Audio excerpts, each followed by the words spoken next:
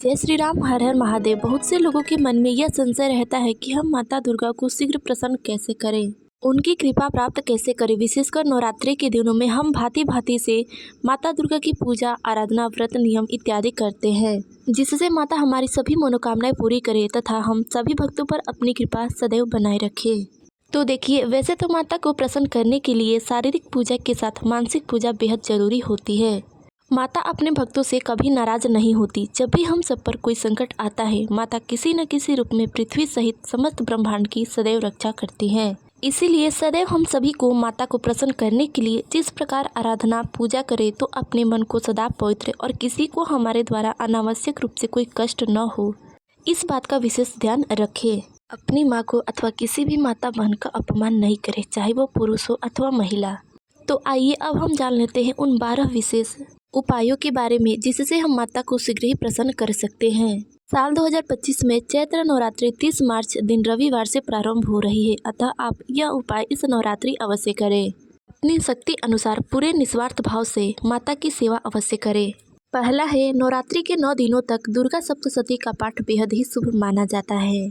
मान्यताओं के अनुसार जो कोई भक्त 9 दिन तक व्रत नहीं रह पाता है, केवल पाठ करता है, तो इस पाठ के प्रभाव से माता शीघ्र ही प्रसन्न होती है और अपने भक्त की सभी मनोकामनाएं पूर्ण करती हैं।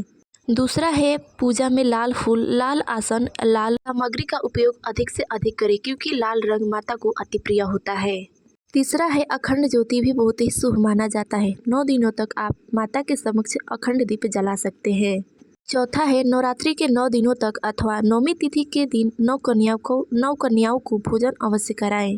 पांचवा है, माता दुर्गा को तुलसी दल और तुरवा नहीं चढ़ाना चाहिए। छठवां है, कुल 9 दिनों तक माता के 9 स्वरूपों की अपनी क्षमता अनुसार, अपनी शक्ति अनुसार पूजन करना चाहिए।